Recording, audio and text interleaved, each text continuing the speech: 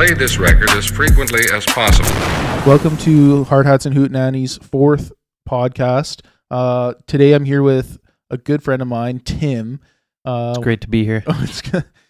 So I've heard lots about your computer building, but I don't know if I've ever actually spent much time in here to realize what a superb jerk-off station you've built here. Oh, it is one of a kind. If there was a black light in here, man, we'd be blind right now. This is the Han Solo station. Yeah. So Tim has been a good buddy of mine for a long time. Not one of your original buddies. I came in a No. little later. Interesting story. I remember it because it's funny, and I made fun of your sister. Was that the first time? That might not have been the first time. Actually, I remember the first time that we met, and it still makes me laugh because I did something that maybe it was because we didn't know each other very well yet, but I did something that you thought was offensive, and I've seen you do it 10,000 times since then. So you came to a certain bar, and I was hanging out with a friend that I had met through school who was mutual friends with you. And you showed up from out of town with another friend in that friend's mom's minivan. And you came and picked us up at the bar. And I was pretty drunk and I was pretty excited. So when I got into the van, I mimed the action of jerking off. And you looked back at me like I had done the most offensive thing in the world. That is false. And I've seen you. I don't remember that at all. So I want to point out one thing. On your first podcast, or maybe it was your second podcast, you say that people often tell you stories that you disagree are true. And this story is 100% true. So I think you're just in the habit of trying to downplay stories. But anyways, but I don't remember this at all. I've seen you mime the action of jerking off over your pants a billion times. No, man. But anyways, That's bad. either you were offended or you were pretending to be offended. But then this was the middle of winter in Canada, and we all piled in this minivan, and you proceeded to drive down a residential street through everyone's front yard, like plowing through snowbanks. I definitely did that. But shortly after that, this might have been like the second time we hung out together. We were young. We were getting ready to go clubbing. And as young kids do, you pre-booze because nobody's got money to spend at the club. And one of our mutual friends and I made dinner. And I was living with my sister at the time. And so we were all having dinner, and you showed up out of the blue and came and sat down and started eating some food.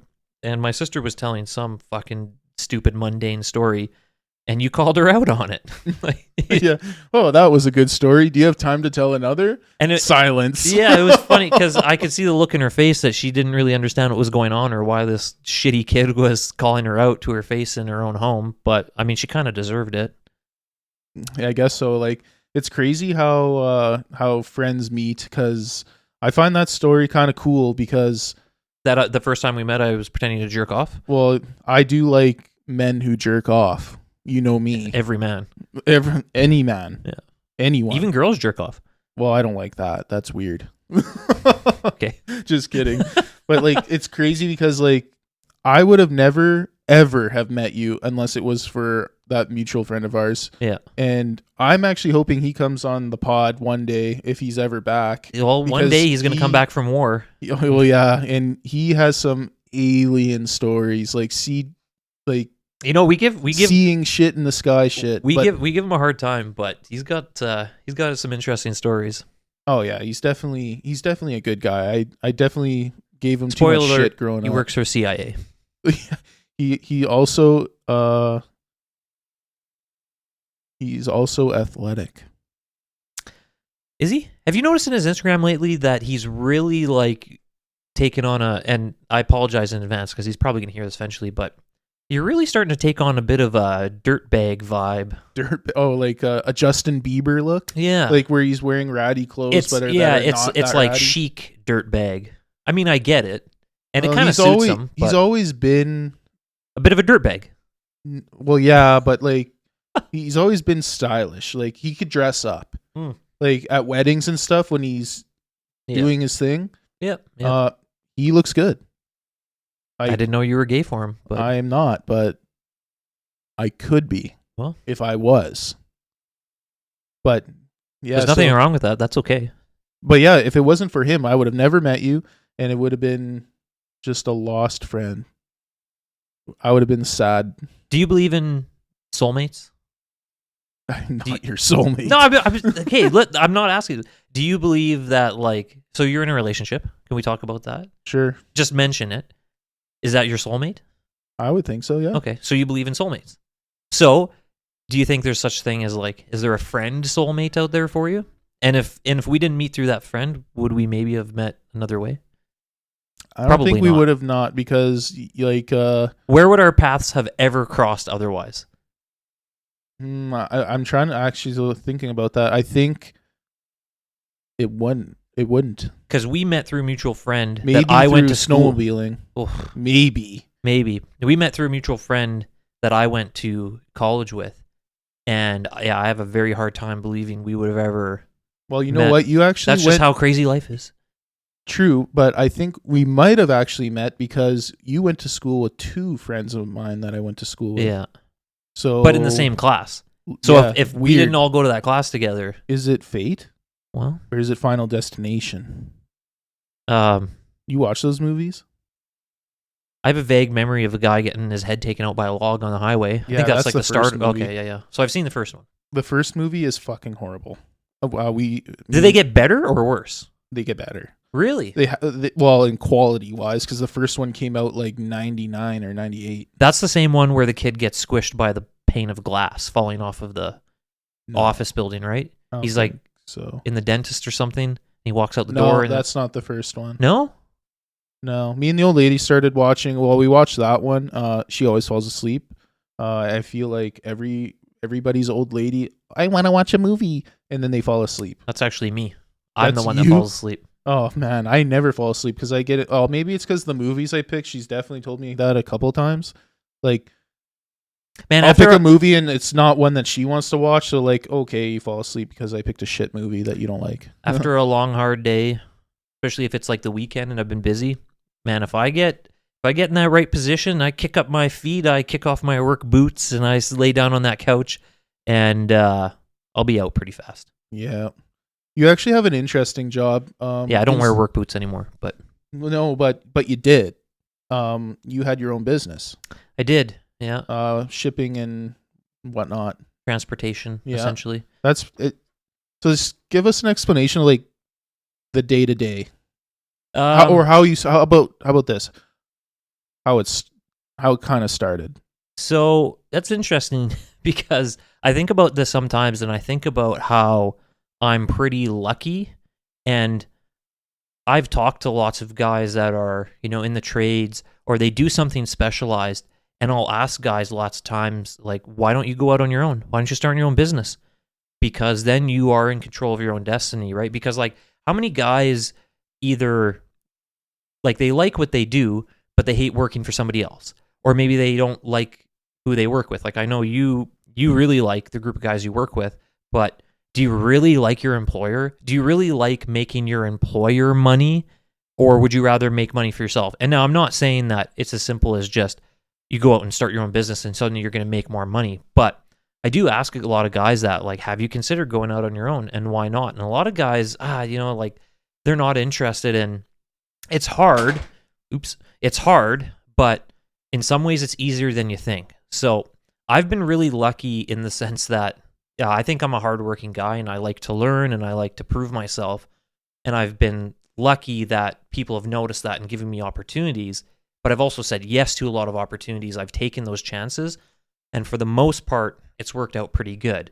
So I used to work for a guy for a couple years in a very specific area of transportation, and he sort of taught me the ropes of that very, like, niche market. And the funny thing was, he taught me the ropes of it and how to do it myself because he didn't want to do it. He essentially just wanted me to pay.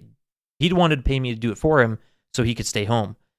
But after a few years of that, and he actually moved on to something else, I had the opportunity to kind of take that same business for myself. And a friend of mine that we were working together, we started sort of a 50-50 partnership. And, I miss those days sometimes because it was exciting.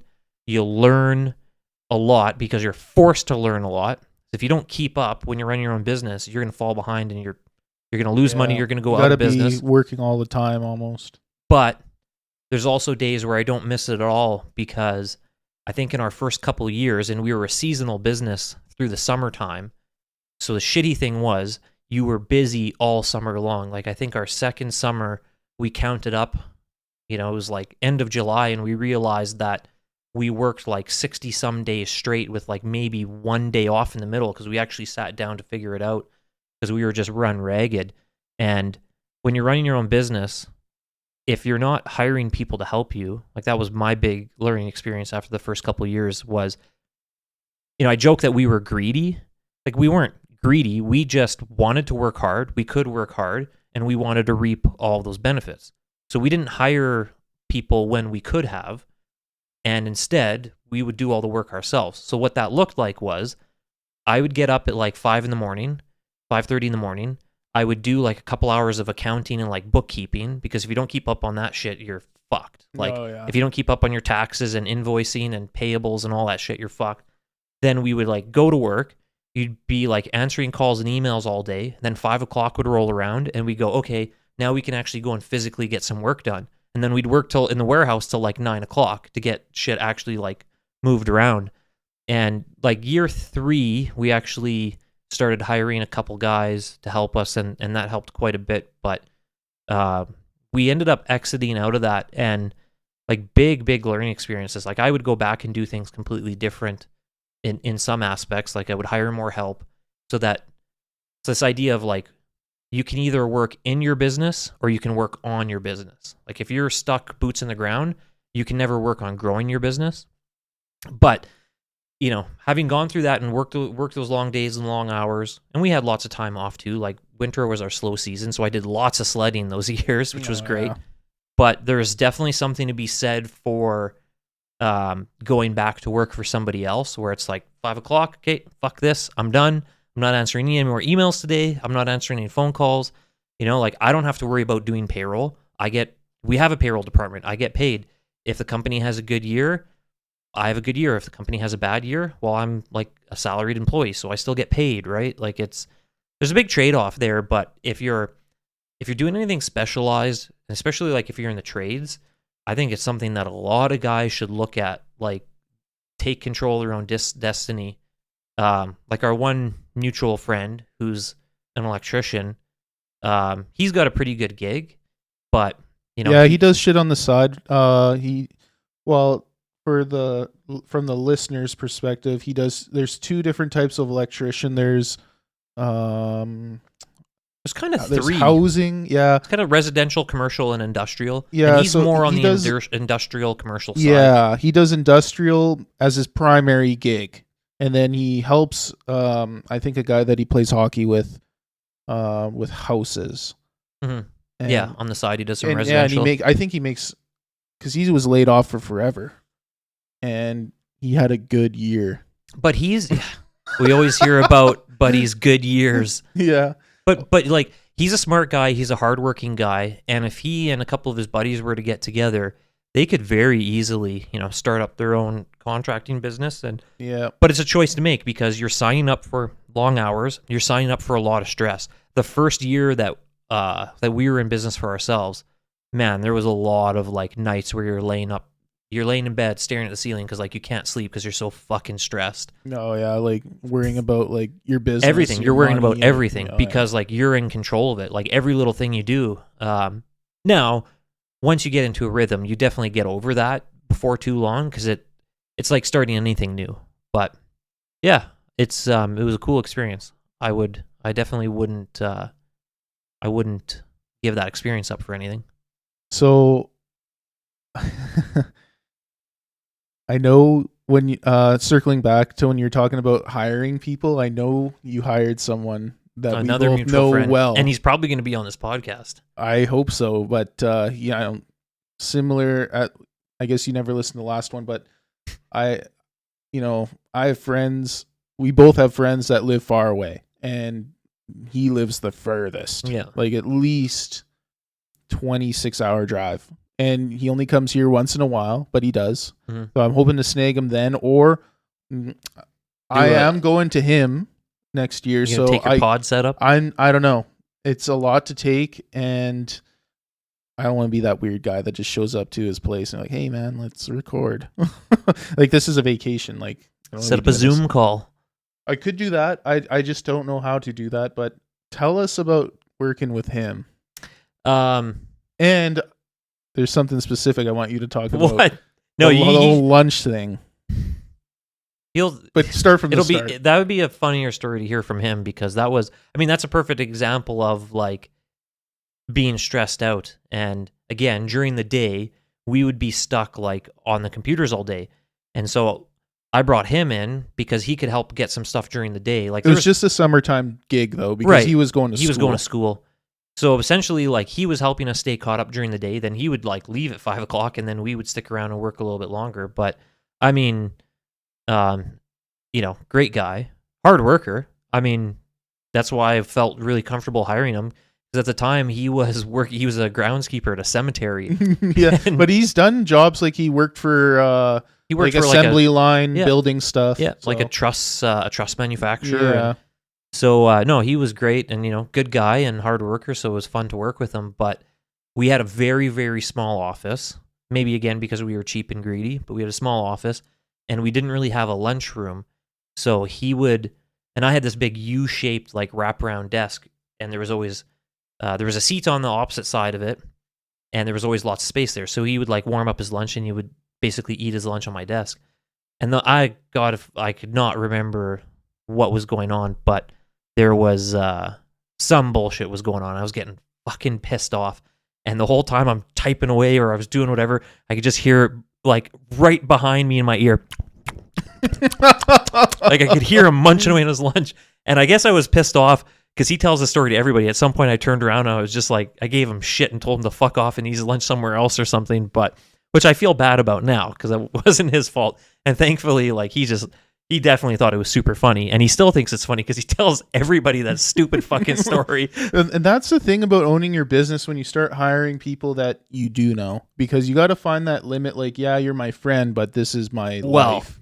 So my business partner, amazing guy, like one of the easiest guys to consider going into business with, because like by far the hardest working person I know. Like I had no concerns going to business with him because I knew that he was always going to pull his slack and more.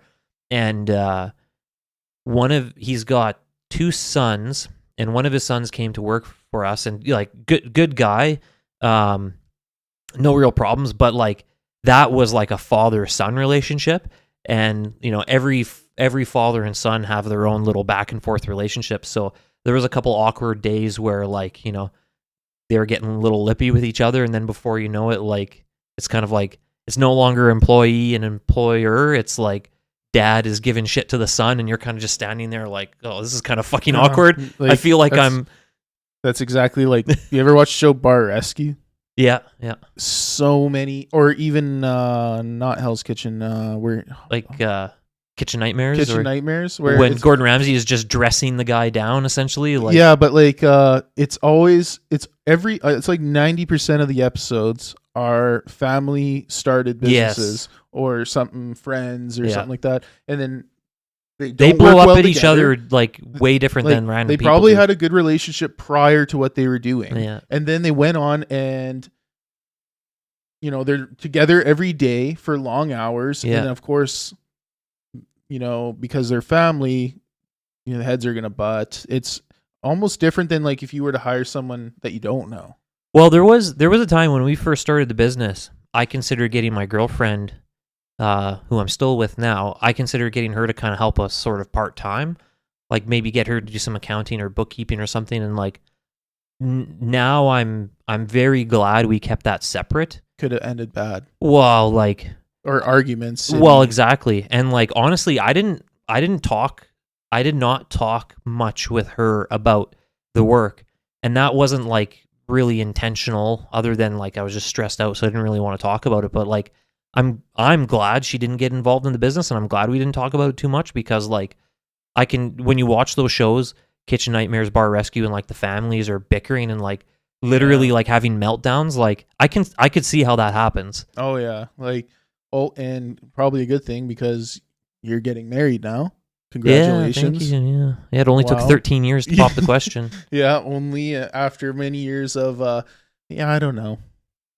I think Well, maybe I will. Maybe not. I don't know. I just kept saying why we would all you, knew why, it was coming. Well, yeah, exactly. Everybody knew it was coming. And like, why fuck up a good thing? But Yeah, really, it's like, marriage doesn't like particularly mean a hell of a lot to us as far as like religion or anything goes. So we didn't. Rush into it. Like I listened to a few podcasts where they're like, if you're I think it was Candace Owens. I don't know if you know who that is. I know the name. Yeah, mega conservative African American lady. Okay, And not someone I particularly like to listen to. I find she's a little extreme, and like she's talking like she went on that whatever podcast I was talking to you earlier about, and she was talking about, well, if you're not into Jesus, then why are you getting married?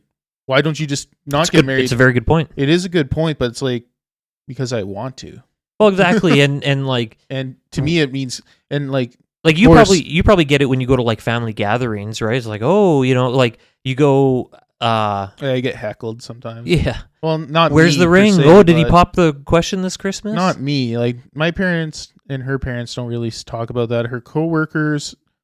Well, I guess she has one coworker that is obsessed with getting married, and she wants her boyfriend, and they've been together like the same amount of time as us. So, I waited until it made sense for me. I thought it was the right time.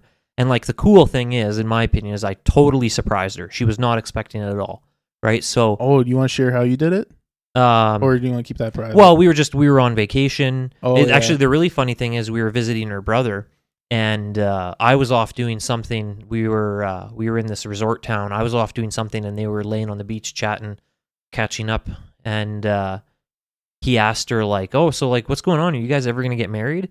And she goes, "Oh, well, like that's." Was that planned? No, he had no idea. Nobody knew. Hilarious. Nobody knew except me. That is like. So they had that timing. discussion, and apparently her answer was essentially like, "Oh, I don't know. Like I'm kind of over it. I don't really care," kind of thing. Like if it happens, it happens. And it was like a couple days later, and I didn't know that conversation even happened until after I proposed. And that's actually hilarious. It was pretty funny. So it was cool, and like it was meaningful to us. Now what's really cool, and I want to get your opinion on this because I'm asking everybody. We were at her friend's wedding recently. And like both of our parents kind of want us to do the fully involved wedding thing, and like church kind wedding. Well, just like we can tell that they kind of want us to do the big wedding thing where all the relatives come, and like we have no interest in doing that, and we're basically like threatening to elope, basically. Oh, okay. So, I really want to go to Vegas, elope. And just basically do like the Elvis wedding chapel, $500, get married.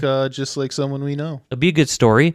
So I have a party after, or exactly, yeah. I mean, what we went to a couple years ago, last year. Well, I would like the same. I would do something much smaller than that. Well, yeah, that was pretty. Honestly, that I would do a party about that size because that was maybe like 80 people at the party. At the wedding social? At the like the wedding. After thing? Wedding. In the States. You're talking about the wedding in the States. Yeah. So you're talking the amount of people that were at the actual like wedding. Fake wedding, kind of? Like where they said I do, but they've already said it? Oh. Are you talking then? Or are you talking about the party after that? The party after. Oh, yeah. That was a good amount of people. I would do the party after, but I don't want to do the big wedding. I don't want to do like... just have like a social. The idea of getting like 200 or 300 people together for a wedding is expensive. It's not like it's expensive, but I just don't want to do it. Like I don't want to be logistics wise. I don't want to be in a room with that many people. I don't want to plan it. I don't want to pay for it. I don't want to participate in it. And thankfully, my wife feels the same way. Yeah. So I want to go. I essentially want to go elope to Vegas. So we were at our friend's wedding, and we were joking about it, and I was pulling up like all these wedding chapels on the Las Vegas Strip, and they have all these different themed weddings. Like you could do any theme you want, and I found one, and it's called like there's these Elvis chapels, right? So essentially, you're getting married by like an Elvis impersonator. There's a chapel, and for $500, you can have a little person Elvis marry you. How does that work if you're Canadian? I actually have no idea. It's kind of just like, don't you want to get married by a little person Elvis? Mini me? Yeah, essentially. That'd be funny. Wouldn't it be?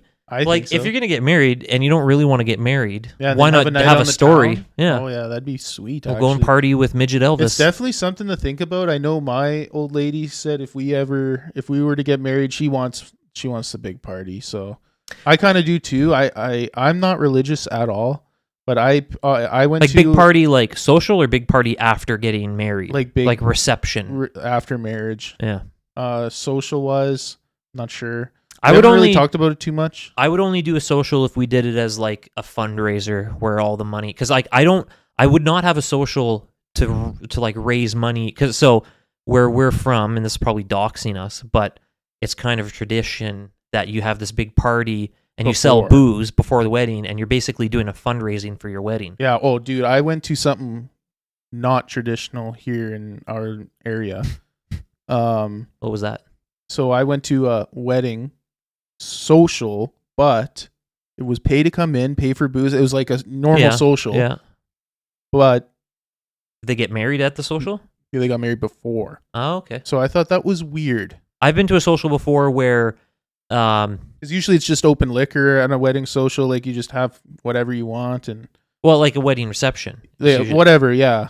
I went to a wedding social once where, and I think people kind of did a rug. I think the bride and the groom did a little bit of a rug pull on everybody because, again, this wedding social, you're like basically doing a fundraiser to help pay for your wedding. And in the middle of the wedding social, they brought up the house lights and they got married on the stage right then and there. So That's it's neat. it's kind of like you're double dipping because now like all the money that you raise for that social, you don't have to spend it anywhere else. Like they basically That's had the actually social, a good got idea. married. I'd never Well, thought of that. Yeah, I guess But it was it's a good kind idea, of a but chintzy idea. it is a very chintzy idea, and that marriage did not last very long. Oh. So maybe that Probably tells for you the better. Maybe. Well, like the cost wise, like at least they didn't spend a bunch of money. But like my old lady knows this person. They were like a couple of days away from the wedding, and she called it off because he had problem with alcoholism and stuff. And Well, I mean, you're like kind a of lot of people got mad because I mean, you know, if that's what she wants, that's what she wants. But a lot of people are mad because like they've already given them the gifts, yeah. the money. You know, everything was paid for. There's non-refundable. Well, that's like everybody has a story of like whether it was your friends or friends of a friends. It's like, oh, you know, they got married and 24 hours later they're divorced or I don't know really anyone like that. there's a story in, it's not a friend of a friend, but it's sort of in the same wheelhouse of this. It was a destination wedding. And everybody had their flights booked, hotel booked, like everything was all paid for already, and then they pulled the plug last minute. That would be pretty shitty. Yeah. But I have no interest in doing a wedding social. If we had to do a wedding social for some reason, I would have no desire to like spend that money on a wedding. So the only way I would do it is if we were doing a fundraiser for something like a charity or something. I feel like we would do that too, but I'm pretty picky on venue, and it has to be in a certain town because you get walk-ins all the time. Like old ladies come in and they're like, "Oh, we want to win your prizes." Yeah, drop Like, some cash, you old bitch. Yeah, that's what you want is old people at your social because they spend. I spend too much money at socials. Oh, me too, but not. I feel like You know how many goddamn you know what, socials I've man? been trying to win a Nintendo Switch at? I probably could have bought 3 Nintendo Switches at this point. Yeah, well, that's funny because I feel like I also spend very little at socials, but the last one I went to, combined money we spent was like $200. Yeah. Did you guys win anything? We did win. What'd you get? Lottery tree, and we got so far. I think I have 3 tickets left, but we have like 50 some bucks. Mm. So The lottery tree is a pretty sweet social prize. but we when spent you like win it. $100 just on prizes, and Yeah. the rest was liquor. Yeah. Wow. Well, and I also bought 50/50 and a booze. They had like a booze cart tickets, Mm. so I bought that. Didn't win that. Like, I never win. I'm so unlucky. We're going to a wedding social for Halloween here shortly, and apparently one of the grand prize is an e-bike. That's sick. That's expensive. Those are fucking expensive, aren't they? That's more than you know, you go to a social, it's not the best, but like TV wise, you sometimes don't get the quality. Like you get like a a $700. TCL. Yeah, like oh wow, that's so sick, but it looks sick because it's big. Panaphony. But an electric bike, my parents and my brother just bought one, all the same, like same brand, What'd they same spend? everything. Oh, a $5 lot. grand? My parents spent I actually got it at cost. Got a pretty Okay, good deal. yeah. So I think they spent like $2,500 Yeah. for both, maybe a little more. I think if you're buying an e-bike, you're spending a minimum of $2,500. Yeah, and they got them for both, but that was at cost, and they bought them out of province. And then my brother, The only shitty thing is, like, I Same feel thing. like unless you're an old person or like you're very badly out of shape, I kind of judge you if you ride an e-bike. well, dude, I rode it, and it's cheating. Yeah, that's what I mean. Like You have a little hand throttle. It helps you bike. Like, I wasn't tired, and I was going freaking fast. just buy a dirt bike. Yeah. Well, I think we're gonna cut her off here because we're running out of time. But thanks for coming on, Tim. Yeah, it's great to be here. Real name Tim. Everyone look him up. Tim Jong Ill. Kim. Yeah, Tim Jong Il. Anyways, tune in to the next podcast episode. Will be coming soon. Hopefully record one. Might be recording another one this weekend. Won't be coming out till Wow. next month though. So this one will come out on Monday next week, Can't wait. October or something. But yeah, thanks for Love tuning in. you.